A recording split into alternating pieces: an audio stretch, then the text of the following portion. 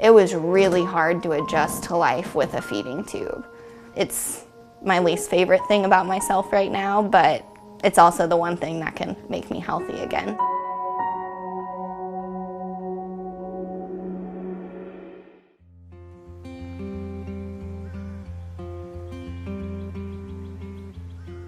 Last year when she had to pull out of school, I think that was probably the lowest point. It had gotten pretty bad. She'd spent the two and a half weeks in the hospital in severe pain, not eating. I had to medically withdraw from Kennesaw State. I felt like I was in a dark hole all alone, even when I was surrounded by my friends and family. I just felt like I was never gonna be normal again. When I first noticed something was wrong, I was about 8 or 9 or 10. I always had a stomach ache, I was always nauseous, it was always something. But countless doctors, countless tests, nobody could tell me what was wrong. Thought I was crazy, thought I was anorexic. Anything that you can imagine, I had a doctor say to me. I knew I wanted food. I was a chunky little kid. The only way that I can describe the pain is like the Hulk is inside my stomach with iron fist gripping and squeezing my guts. I never know hour to hour, minute to minute how I'm gonna feel. Like sitting here right now, I feel pretty good. 5 minutes from now, I could be in the fetal position in pain in the bathroom. At my lowest weight, I weighed about 117 pounds, and I'm about 5'9". Back in 2015, I'd lost almost 45 pounds in a matter of 2 months. They admitted me to the hospital for 16 days for dehydration and malnutrition and ran a whole battery of tests, and even then they still didn't figure out what was wrong after that. It took me about 13 years to get a diagnosis.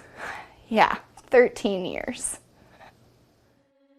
SMAS is short for superior mesenteric artery syndrome.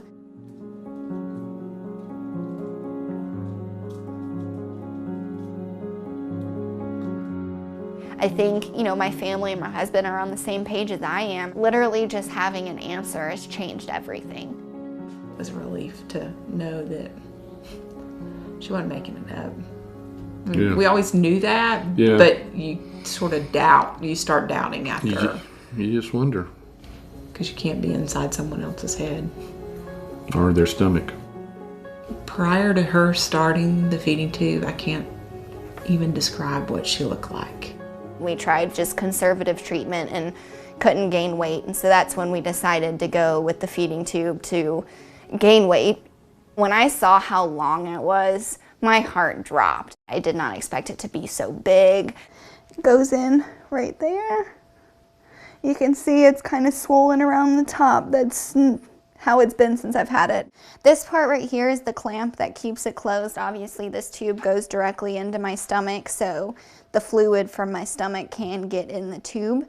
I didn't want to look in the mirror at first. It's not attractive to have a tube coming out of your stomach, especially when it's like a foot long. I mean, no one's gonna find that attractive. I really didn't want my husband to see it. That was the biggest thing was, we were newlyweds at that point. Found out she was sick probably about 6 months after we started dating. She's still extremely beautiful, that's just part of her, something that makes her stronger. It doesn't change anything I feel about her. But of course he was more than wonderful. He was like, it doesn't change anything. He's like, I knew going into our marriage that you were sick. So this is the actual tube feed formula that I use.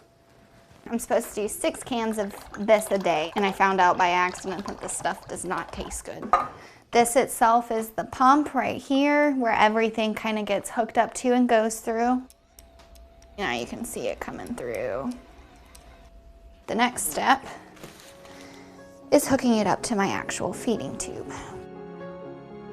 This is my everyday life. I get home from work at 6:30 and I hook up to this guy and let it do its thing. I do eat and drink orally on occasion. It kind of just depends on the day.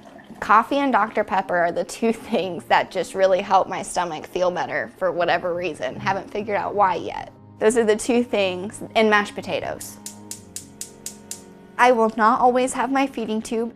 It is temporary. My doctor wants to see a significant weight gain before we take it out. I definitely think she's an inspiration. She keeps fighting. She's been dealing with it for almost her entire life, and to still be positive about it is pretty inspiring. She handles it very well for such a young person. I think we're both extremely proud of her. Very much so. I have a lot of hopes and dreams. I'm 24. Now that I'm married, I want to go back to school and graduate. I want to get my degree in public relations, and eventually I do want to go into politics.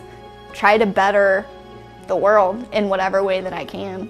And of course, having kids, I've always wanted to be a mom. This feeding tube doesn't define who I am. I'm still me with or without the tube, and that's how I was able to kind of get over my fear and anxiety of people seeing that tube, because it doesn't matter what people think. At least I'm alive. And when it comes down to loving my feeding tube, how can I not love something that's given me my life back?